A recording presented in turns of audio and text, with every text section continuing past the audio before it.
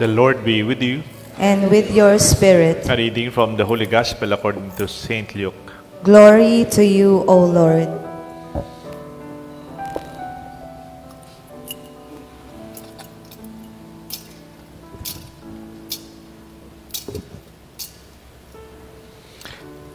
Jesus spoke to the crowds about the kingdom of God, and he healed those who needed to be cured.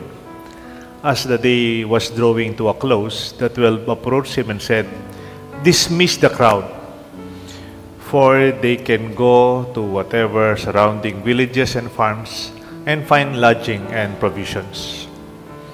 For we are in a deserted place here." He said to them, "Give them some food yourselves."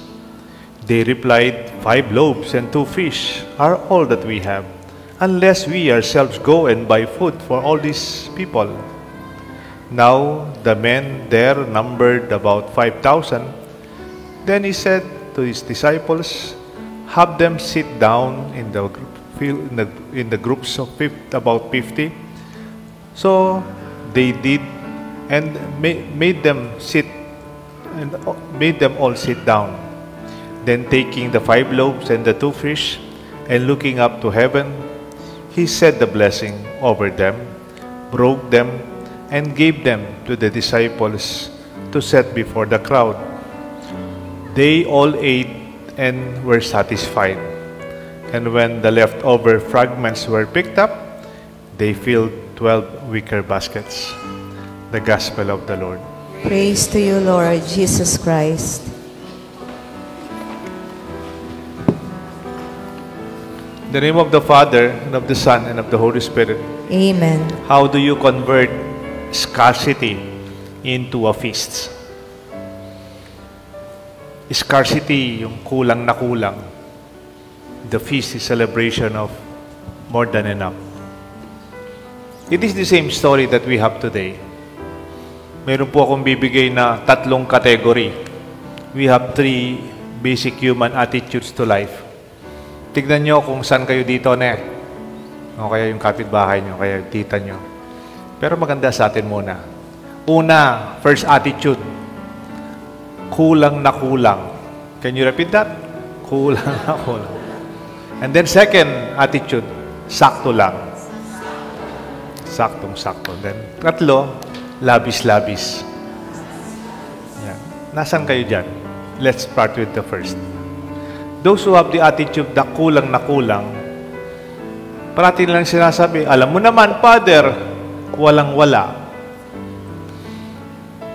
Scarcity mentality. Si Bishop Ambo, si Cardinal Ambo, nung nasito pa siya Pampanga, ang tawag niya sa mga taong nagsasabing walang-wala, sorry for the term, medyo malakas utak dukha. Hindi gusto sabihin dukha ka, hindi naman gustong mayaman, hindi naman gustong mahirap ka. Pwedeng mayaman ka, pero utak dukha ka pa rin. Parati mo sabihin, bal naman nalang-ala. May mga kaibigan nga ako dito, yung mga kaibigan kong nagla-lunch sa Sunday. Mayroon daw silang kaibigan. "Ane kakwalta yan, Father, nga daw. Nyeta kakalingwana mo." He forgets that he's rich. Na parang parati siyang walang-wala. The Gospel today even have the same attitude of the disciples before Jesus. Nakita nila yung 5,000. Sabi nila, as the day was drawing to a close, the 12 approached Jesus and said, "Dismiss them. Paulian nyo na rin. Paulian nyo na lang. Alata mo, alatampakan. Tapaman may kurilyutan. Magastos, di sapat. Tapat at kapos, kulang at hindi sapat." Yung para bang meron pero parang wala. Sabi pa ni Cardinal Ambo, sabi po niya, "Huwag mong tawaging wala ang konti. Kahit konti, meron." Can we repeat that? It's nice. Huwag mong tawaging wala ang konti. Kahit konti, meron. Magtanong po kayo sa mga mayaman dito, mga successful dito. Di pa nag-start lang kayo ng konti. And through the years of hard work, through the years of our patience, it's more than enough. Scarcity is a mentality, as a mindset where people believe it's not enough. No enough time, no money. We don't have the resources for everyone. This leads to fear, a hoarding mentality, may panyalikot tamo, and insecurity. Wala magigisanan tang magigisanan. As if it's always not enough. Sabihan tamo, may garabyado ko. Di ba? Noon nasa seminaryo kami, mayroon kaming binibirong seminarista. Ang tawag namin sa kanya, gagarabs. Gagarabs. Kasi kunyari, alam mo po sa seminaryo, malakas kumain kami doon eh. Pag na-late ka sa merienda, maubusan ka. Tapos, kunyari, na-late siya, hindi siya, walang natira sa kanya. Gagarabs, gagarabs. Parang garabyado ko. O yan, gagarabs. Parang, he always feel, alam niyo po yung sinasabing zero-sum thinking, yung zero-sum. Yung parang zero-sum, yung parang winner takes all. Para bang kung successful ako, parang ikaw, hindi ganoon, di ba? Pag nanalo siya, talo ko, hindi. Life is not like that. We can be happy in the church. We can also be happy in our community. It's not a zero-sum thinking. Every shares in the joy that we have. Nung matagumping kapatid mo, dapat masaya ka. We share in that joy. Kasi meron tayo, pero parang wala. That is not a Christian attitude. May kukwento po ako sa inyo, Alam niyo po, hindi naman sana magagalit yung mga lola ko sa Makabebe. Meron pong mga lola tita doon, yung kapatid ng lolo ko, taga Makabebe. Nung 70s, bata pa po kami, yung imported goods, mahirap noong panahon ni Marcos, walang imported. Unlike ngayon, binibili na lang yan. Noon, pinapadala pa galing sa abroad. Pero yung lola ko doon, maraming anak na nasa Amerika, US of A. Pag dumarating po kami doon, Fiesta, Pasko, New Year, Holy Week, pumupunta po kami sa mga lola namin na maraming anak sa Amerika. Alam niyo po, magnolit kami, tinitignan namin yung nakadisplay na corn beef. Doon pa lang ako nakakita ng corn beef na may susi. 70s, walang ganyan, di ba?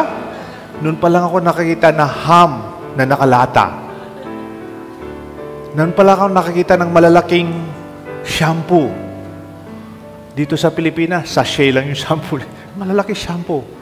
Tapos, tinitignan namin yung mga nakadisplay sa Lansena, nakalock.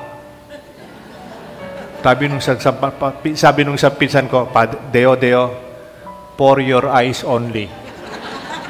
Kayo ba may ganyan sa bahay? Yung for your eyes only? I mean, kailan ba yun yung bubuksan dyan? Puta mo expired na lang? Puta mo sira na lang? Sometimes, we have to think that these things are given to us. Sabi nga sa movie nun, parang Madam Butterfly. Enjoy the linens that you keep or the candles that you put away for a special occasion. For every day is special. Kung bisan, may mga ganda kang linen. Lalabas ko na lang pag may okasyon. Meron kang mga collections of candles. Tsaka ako nalasin dyan. My dear friends, use them. Because the Lord wants us to enjoy life at the moment. Kaya tanong po sabihin, sayang. That's the point. We have to use them. Second, baka nandito tayo yung sakto. This is very practical. It is measured, it is budgeted. Nakasukat, nakabilang, calculated, exacting, and even controlled. Medyo sa gospel from another writer sa John chapter 6. Palagay ko si Philip, yung Saint Philip. Tawag ko kay Saint Philip, hindi apostle, budget officer. Sabi po niya, nakita niya 5,000. Tapos 5 lang yung tinapay, tsaka 2 yung isda. Sabi ni Philip, it would take more than half a year's wages to buy enough food for each one to have a bite. Kapit ng banwang sweldo, pareha pa ka ng talareni, metong mong subo. Kaya budget officer kanita siguro accountant yan siguro tabi nang kinalculate.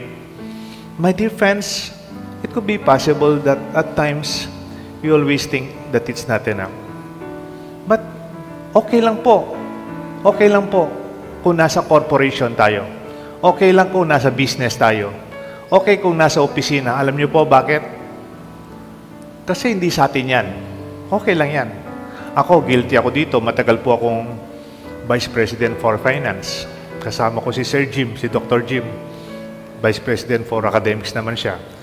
Siyempre, minemeasure mo yung budget ng eskwelahan. Sa private school, you have to collect and you have to dispose them equally. Yung hindi negative. Okay lang po yun. But there will be time pagdating sa mga pamilya, sa bahay, sa mga kaibigan, sa pamilya, sa simbahan. We don't have to count. Alam niyo po yung kanta ng Apo Hiking Society, yung magkakaibigan. Sabi nung kanta nila, sa mga nagkakaibigan, hindi nagbibilangan. Among friends, we do not count anymore. Di ba? Potang makwenta ka, people would look down on you. Lalo na karang Kapampangan. But in a way, sabi ni San Ignacio de Loyola in his prayer of generosity, ginagawa natin opening of prayer of offering. Sabi niya, to give without counting the cost. Before God, before our church, before our community, those who na din, to give without counting the cost. Mamye ka, nakamangwenta. Mamye ka, kalingwan mo na. Mo na bibilangan. Otherwise, it's not gracious. Minsan po, meron po akong pinagmisa, death anniversary, sa Barangay Maimpi, San Fernando. Yung anak, kapatid niya, kaibigan ko, architect. Kaya lang, nagmisa kami dun sa chapel nila sa Maimpis, and Maimpis Barangay. Tapos, nag-reception dun sa bahay nila. Nakikain po ako. Habang kumakain po ako, dun sa garahe. Kasi maraming bisita. Ang daming bisita. Nakapila. Hanggang sa daan. Makapila na po, kakendalan. And then, tinignan ko si Lola, yung nagluto. Kawa-kawa. Kawa-kawa yung kanyang niluto. Ang dami-dami. Tapos sabi ko kay Lola, sorry po, ang pinagagalingan ko kasi, ang pamilya namin nagke-cater. Di ba sa catering, 200, 250, 300, nakabilang. Lola, para pilan lang mo po rin peg sa jayo. Pilan lang po rin pegluto yo, kayong budget yo. Sa barangay, wala naman RSVP kayong barangay. Pwede, kayong barangay, sabihin mo, good for 150. Putan dating meto nga, benoreng walid, posiping nambal Sabi niya, ako balo, Father. Basta may gluto ko, madakal. Potang may gisan, ala na. She was so free. She was not even anxious of how many. She was not even counting. But she prepared generously. Ken tuto naman po may gisan. Ken tuto, ken kaba ng pila, may nganlangan. We go to the third part. Sobra-sobra. Labis-labis. Because we have a God of abundance. In Diyos tamo, magalanti yang mamye. We have a generous God. Siguro yung nga pong Ginoong Kapampangan yan Galanti We are grateful and because of this we celebrate. We have all reasons to feast. Pero sabihan always start with what you have. Ka magmayabang kay ba't may nutang ka mo? That's not the point. Tanga nakakapamya ka, ba't ang yarahan mula ng palalino? Sabi ni Jesus, how much do you have? Pilang nga tinta mo? Sabi daw, we have 5 barley loaves and 2 fish. Start with what you have. You may feel vulnerable at the beginning, but start with what is given, kung ano ang mayroon. And yet with that, kung ano yung mayroon, in Luke chapter 6, the Gospel, Jesus took them. Do not deny. Karita? Malaman? No, He took them. And then gave thanks. He gave thanks to heaven, blessing them. He broke them and gave it to His disciples. Isn't it? These are the same words of our consecration.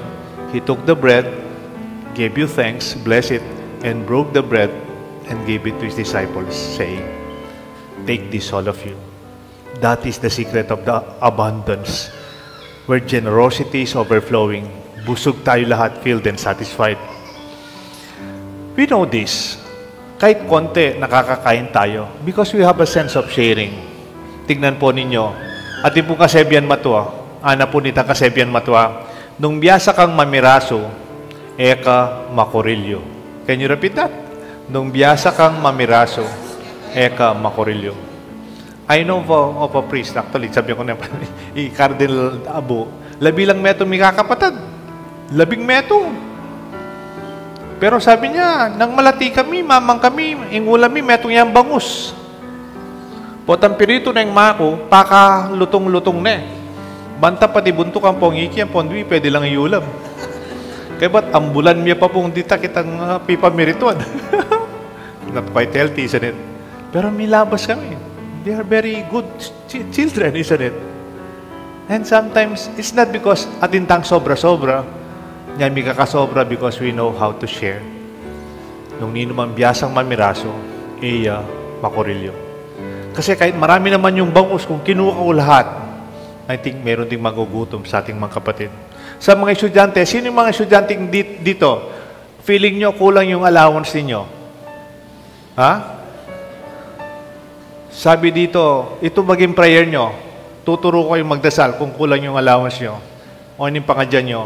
Ginu karening dimut abakal, ika ng balang magparakal. Okay? That's a good prayer. And in the sense, sometimes you always think of the ideal. Kailan ka magiging masaya? When the situation is ideal. But sometimes, and most of the times, the situation is not perfect. Parating kulang, ating masakit, ating problema. Ating ala. Alam niyo po, minsan, nung bata tayo, di ba may kanta? Hindi ko kakanta, maganda yung panahon. Sabi nung kanta, rain, rain, go away. Come again another day. Little children wants to play. Rain, rain, go away. Yan. What if the rain did not go away?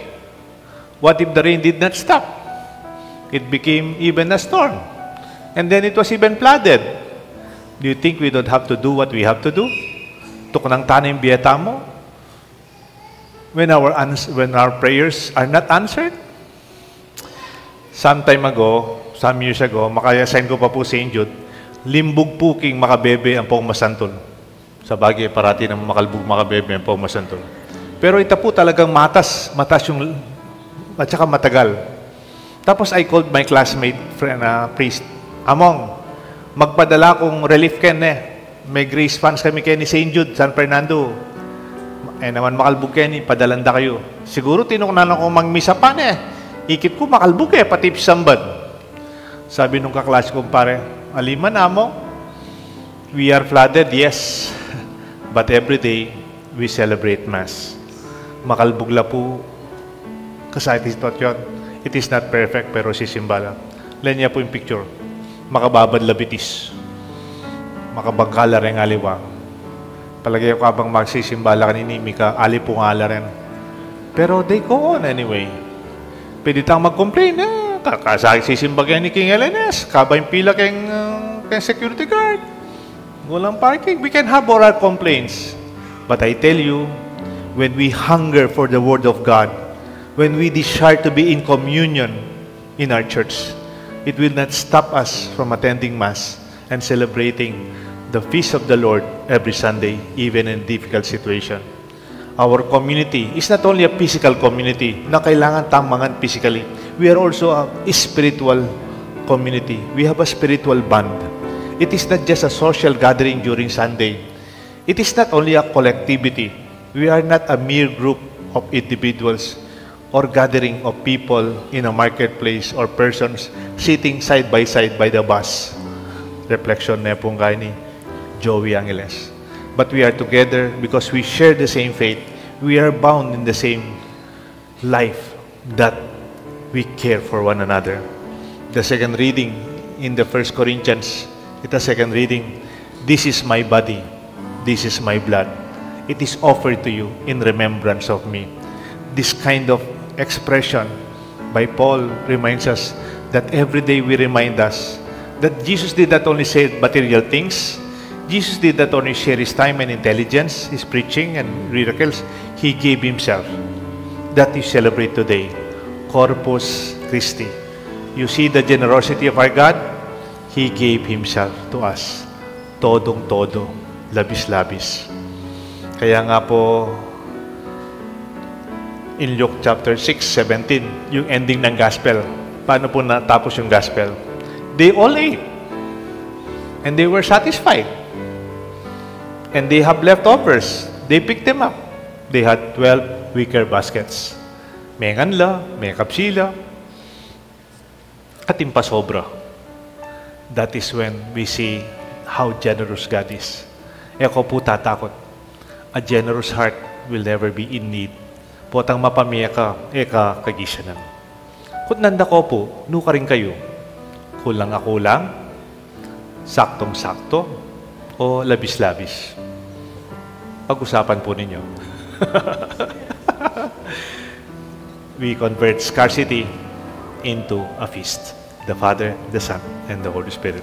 Amen.